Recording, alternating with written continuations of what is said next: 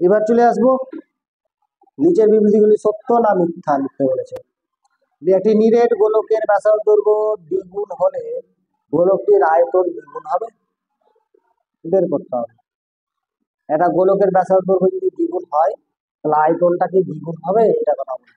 একটা গোলকের ব্যাসার্ধ দৈর্ঘ্য ধরে নেবো কত, একটা গোলকের ব্যাসার্ধ দৈর্ঘ্য ধরে নিলাম আর, ঠিক আছে। তাহলে আয়তন কত হবে, গোলকটির যদি ব্যাসার্ধ দৈর্ঘ্য যদি আর হয় তাহলে আয়তন, একটা গোলকের ব্যাসার্ধ দৈর্ঘ্য ধরে নিলাম কত আর, তাহলে আয়তন কত হবে 4/3 পাই আর কি হবে নাকি, ওই কত হবে 4/3 পাই আর কি হবে আয়তন। গোলকটার বলেছে ব্যাসার্ধ দৈর্ঘ্য দ্বিগুণ হবে, তাহলে গোলকটির ব্যাসার্ধ দৈর্ঘ্য দ্বিগুণ হলে গোলকটির ব্যাসার্ধ দৈর্ঘ্য কত হবে 2r হবে, তাহলে গোলকটির আয়তন কত হবে 4/3 পাই 2r এর কিউব নাকি। তো কত আছে সেম ভাবে বের করলাম না আগে, তাহলে 4/3 পাই 8 আর কিউব, তো 4/8 কত 32/3 পাই আর কিউব। তাহলে আয়তন ছিল আগে কত 4/3 পাই আর কিউব, এখন হয়েছে কত 32/3। তো বলেছে দ্বিগুণ হবে, তো এটা দ্বিগুণ হয়েছে মানে গুণ বেড়ে গেছে নাকি, তাহলে এটা কি হবে মিথ্যা।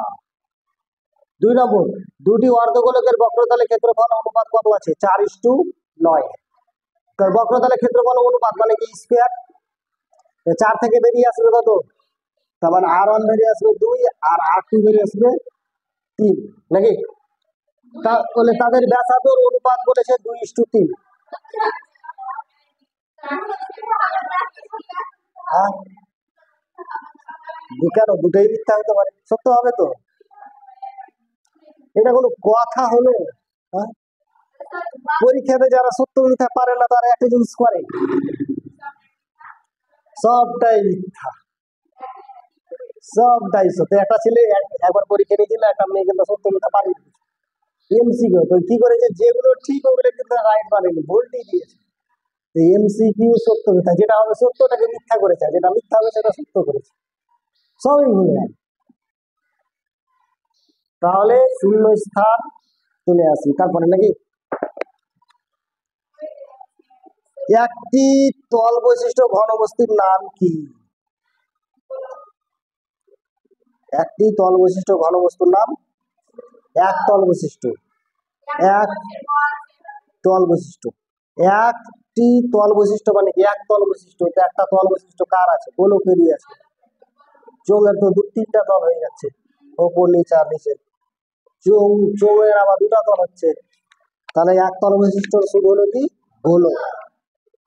তারপর 2 নম্বর, একটি নিরেট অর্ধগোলকের সমতলের সংখ্যা, তাহলে সমতলের সংখ্যা কয়টি হবে, একটি নিরেট অর্ধগোলকের সমতলের সংখ্যা হলো একটা, আর বক্রতল কয়টা থাকবে একটা।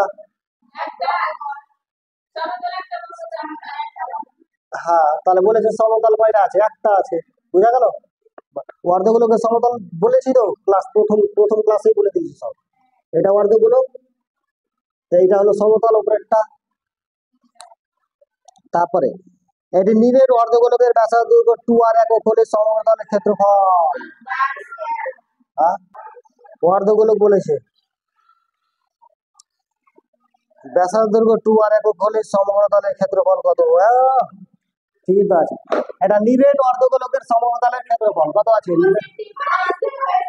3 পাই r স্কয়ার, r স্কয়ার করে কত বসবে 2r তার স্কয়ার, তাহলে 3 পাই ইনটু 4 r স্কয়ার, 3 4 12 পাই r স্কয়ার।